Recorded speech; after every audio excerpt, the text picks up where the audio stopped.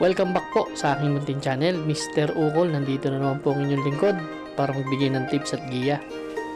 Para po sa araw ng Sabado, Mayo 2 or May 2, 2026. Pangalawang araw ng karera para sa buwan ng Mayo.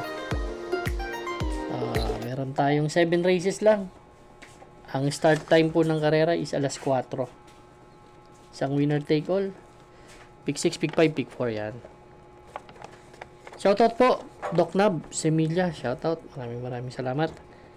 Kay Boss RB, Kuya Buboy. And special shoutout kay Sir Hil Manzano. Salamat sa iyong ginip sa akin dyan sa YouTube. Shoutout din dyan sa Kahilom 3, Pandakan, Manila. Kila Christopher Echage, Kurt Laborera, Glenn Gregorio, Danilo Tirado, Fernan Mijares, shoutout. Kay Romel Semiliano, shoutout. Julito Ireneo Jr., Prince Mar Adonis, Kiko Gersaba, Bobby Salsos, Julito Ireneo Jr. at Francis Tonido. Start na po tayo. Race number 1, ito po yung ating winner take all event, covers races 1 to 7. Meron tayong 6 na kalahok lamang dito, 1,400 meters na distansya. 3-year-old and above maiden race non-placer. Itong grupo na to. Medyo mga hindi sila tumitimbang, no? Ito ang first, ang gusto ko dito yung number 2 na si Courage. Si Courage, medyo maganda kasi tinakbo dito sa sa Metro Turf. Pero ang huling takbo niyan doon sa kabila kila Queen Liam, nagtala ng 129.4 sa 1,400 meters. Doon tumakbo dito yan April 15. Pang-apat dumating yan, pero dikit-dikit lang yan doon. Kila Materialist. May 115.4 po na tinala. Kaya tingin ko itong kabayo na to, medyo horse to beat dito sa laban. Pero wag lang mababangga, no? Napansin ko pag nababangga si kabayo parang nangangayaw. Pero lamang naman sa preba. Susuluin ko po entry number 2, Courage.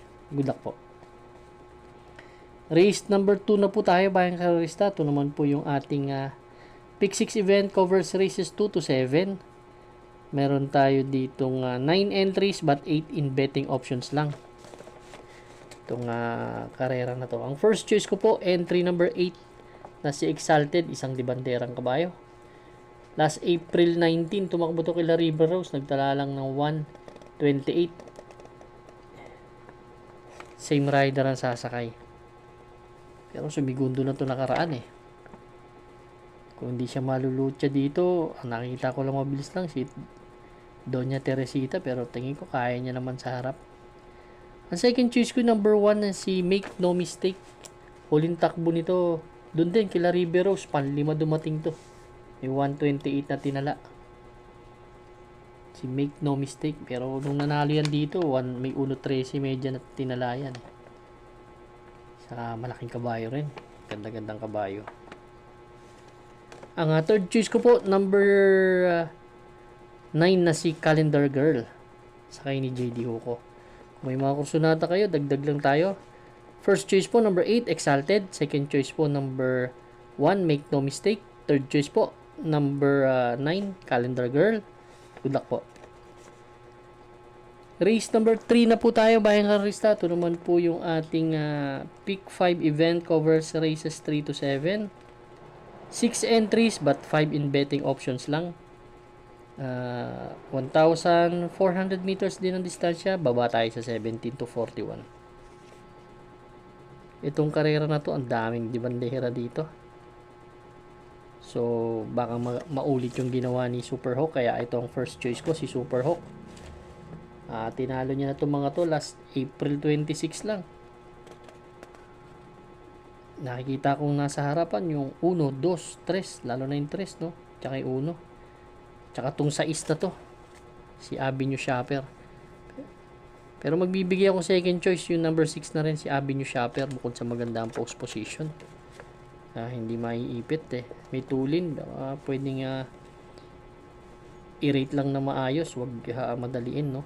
Ipanalo rin. Race number 3, ang first choice number 4, Super Hawk. Second choice number 6, Avenue Shopper. Good luck po. Race number 4 na po tayo, bayang karista. Ito naman po yung ating pick 4 event. Covers races 4 to 7. Meron tayo ditong 8 entries but 7 in betting options lang. Distansya 1,400 meters. 42 to 56 split na grupo. First choice ko po, entry number 5 na si Malibu Princess. Ito kasi inconsistent na kabayo pero mukhang may panalo dito sa grupo na to eh. Nakikita ko matulin lang si Mayten, no? Pero hindi ganun katulin eh. Pwede silang masundan eh. Yan ang aking first choice. Ang second choice ko po, entry number 6 na si Matikas. Isang napakalakas na may mating kabayo. May 127 yan dito sa 1,400 meters.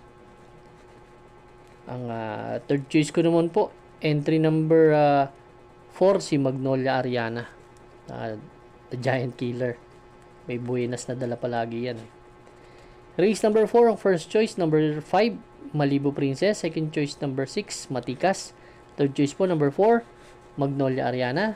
Good luck po. Race number 5 na po tayo, bayang karista. Last extra double and last daily double plus 1. 10 entries tayo dito. 1,400 meters na distansya. 17 to 41 split. Isang napakahirap na karera, no? Ang first choice ko po dito, yung entry number 3 na si Giselle's Princess. Si Giselle's Princess last April 19 tumakbo to kila Lady Bagred. Yan, kila Lady Bagred tumakbo to. Napaka tuli naman kasi nung Erin binitawan, no?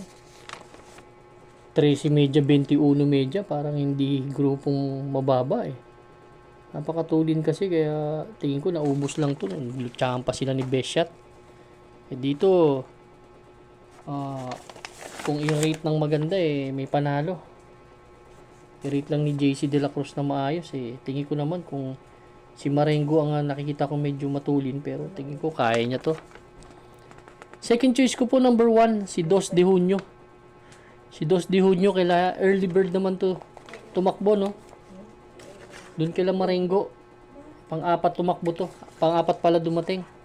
Numero 12 siya, naging numero 1 ngayon. Ayun, baka maganda itakbo. Third choice ko yung number 7, si Hot Legs. Ito siya yung lamado dun, pero ang ginawa eh. Si Marengo may panalo rin kung makakasunod kay Giselle's Princess, pero kayo na po bahala magdagdag. Race number 5, ang first choice, number 3, Giselle's Princess. Second choice po, number 1, Dos de Junio. Third choice po, number 7, Hot Legs. Good luck po. Race number 6 na po tayo, bayang karista, the penultimate race. Last double natin. Dito naman, meron tayong 8 entries, 1,400 meters na distansya, 42 to 56 split na grupo.